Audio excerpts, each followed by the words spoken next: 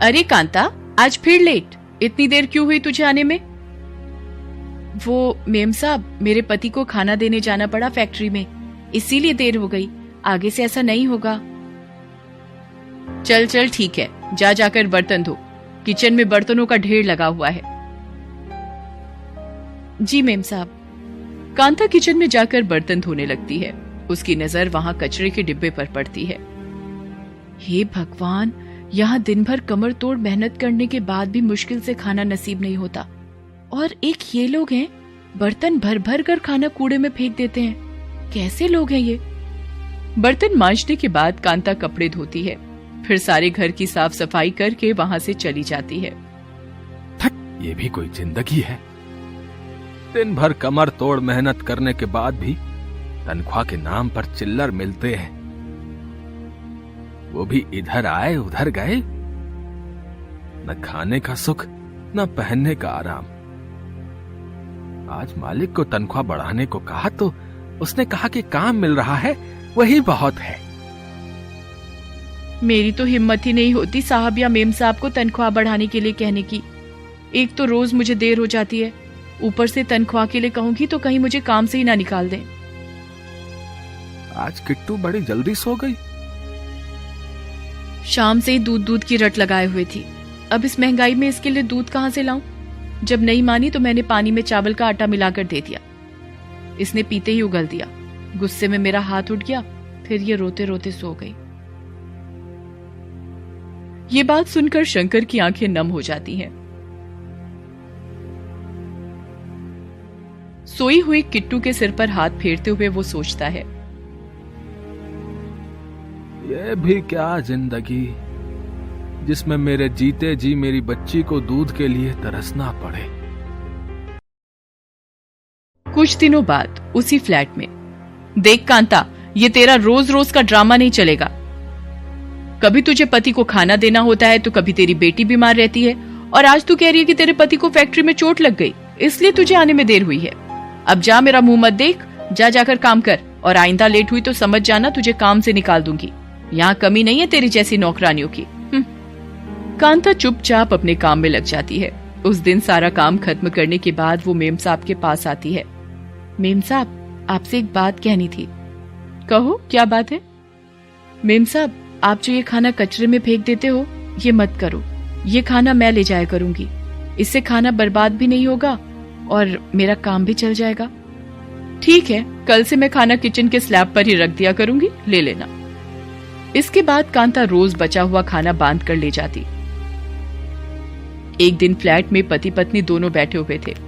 तभी कांता काम खत्म कर खाना बांधकर वहां से निकल जाती है। ये रोज रोज क्या लेकर जाती है? बचा हुआ खाना जो रोज कचरे में फेंका जाता था। इसने कहा कि खाना फेंकने की जगह मुझे दे दिया करना। मैंने कहा ठीक है, आप क्यों पूछ रहे हैं? मुझे तो कुछ और ही चक्कर लगता है।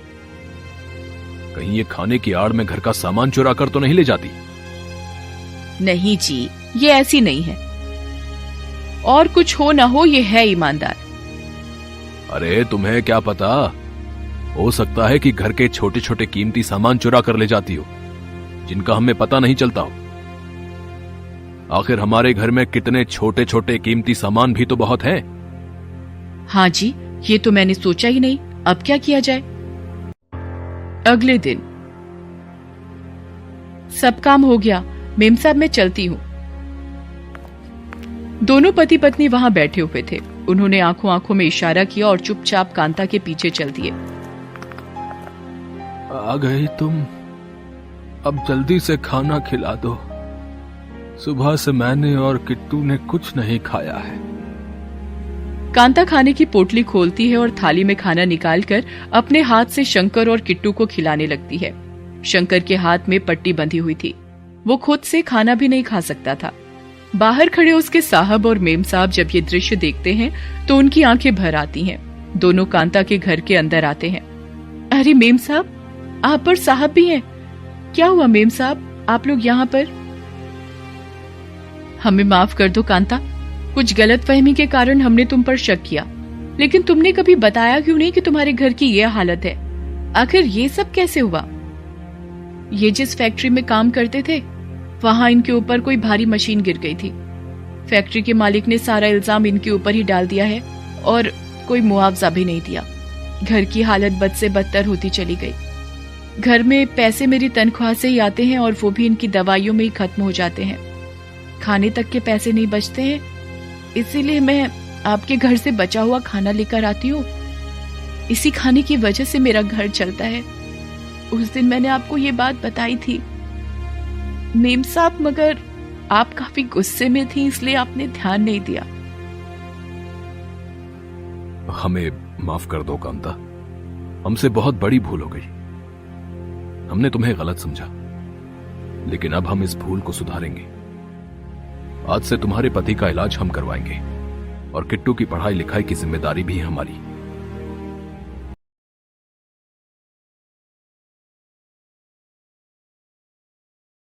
बार की बात है, दिल्ली के रेलवे स्टेशन के बाहर बहुत सारे भिखारी बैठा करते थे। उनमें से एक का नाम था सविता। सविता की एक बहन भी थी जिसका नाम रूपा था। रूपा 7वीं कक्षा में पढ़ती थी। सविता जब 15 साल की थी तभी उसके माता पिता का देहांत हो गया था, जिसकी वजह से सविता के नाजुक कंधों पर अपनी बहन रूपा और अपने घर की जिम्मेदारी उस पर आ जाती है। ऐसी हालत में गरीबी उसका पीछा छोड़ ही नहीं रही होती है। बहन की पढ़ाई और दोनों का पेट पालने के लिए सविता रेलवे स्टेशन पर भीख मांगा करती थी। साहब, भगवान के नाम पर दे दो, भगवान आपका भला करेगा साहब।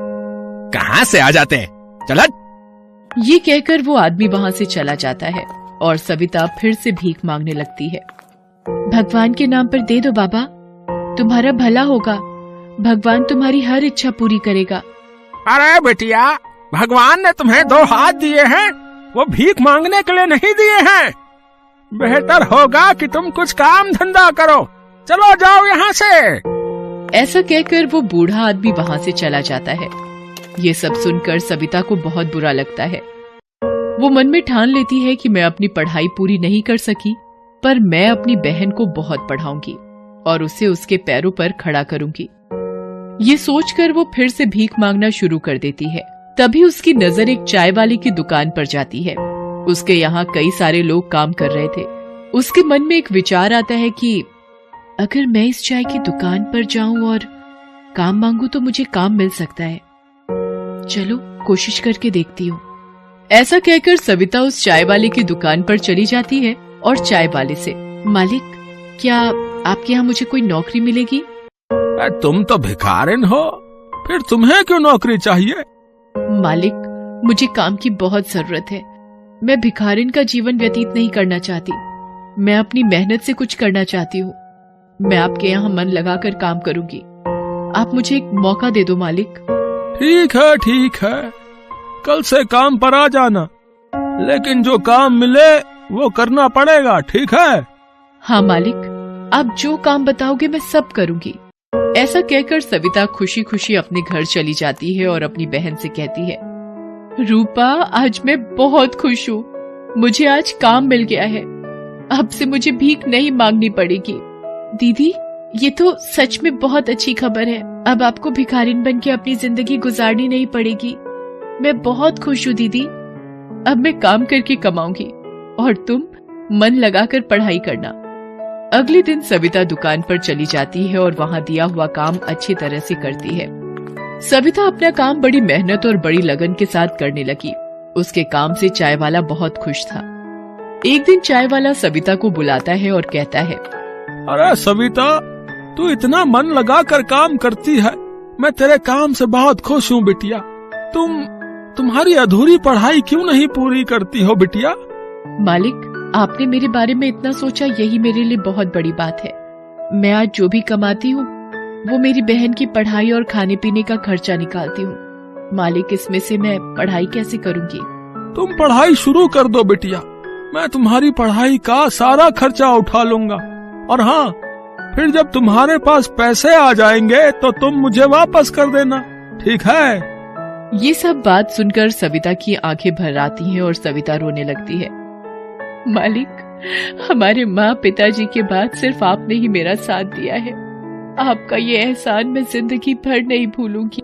चलो आप काम करो, और हाँ, आज से रात के स्कूल के लिए एडमिशन करा लो, ठीक है?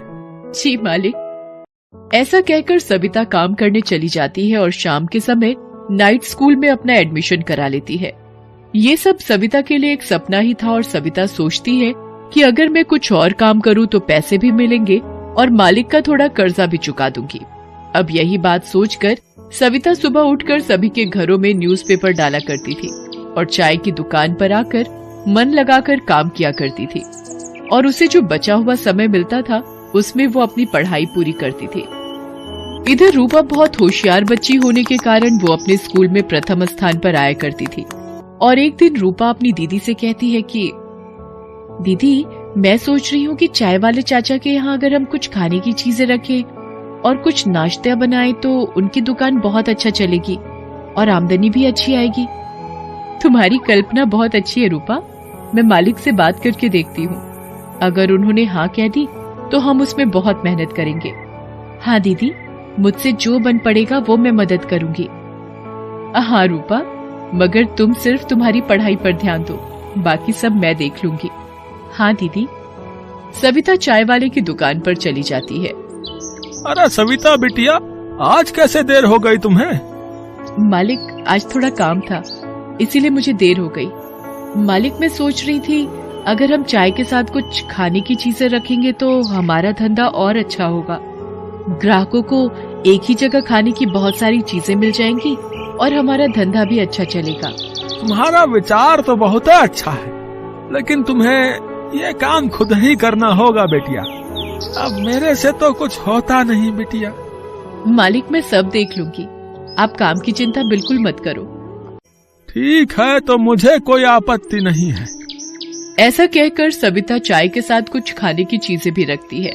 लोगों को एक ही जगह सभी चीजें मिलने की वजह से सभी लोग चाय वाले की दुकान पर आने लगे। अब बढ़ती भीड़ को देख चाय वाला बहुत खुश हो गया था। अब उसे सविता पर पूरा विश्वास हो गया था कि सविता ही उसकी दुकान आगे बढ़ाएगी। अब सविता रात के समय पढ़ाई और दिन में काम किया करती थी और थोड़े ही दिन में उसकी मेहनत रंग लाई। चाय वाले की छोटी सी दुकान अब बड़ी दुकान बन गई थी और थोड़े ही दिनों में सविता ने पढ़ाई का खर्चा चाय वाले को दे दिया। अब सविता अपनी पढ़ाई पूरी कर चुकी थी और रूपा भी 12वीं की परीक्षा पास कर लेती है। पूरे जिले में रूपा का पहला नंबर आता है। ऐसे ही कुछ दिन बीत गए और सविता की मेहनत से छोटी सी दुकान पहले बड़ी दुकान में और फिर 3 दुकानों में तब्दील हो गई।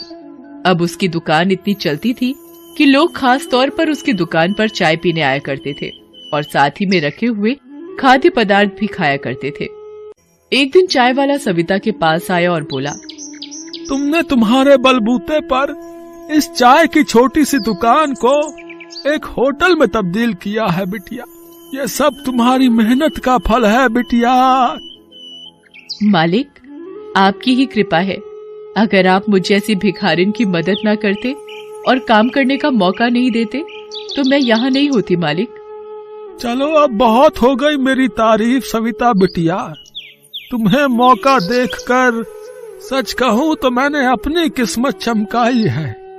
तुम्हारी ही वजह से मेरा चाय का धंधा छोटे से बड़ा हुआ है और मैं चाहता हूँ कि तुम इन 3 चाय की दुकानों में से एक को संभालो।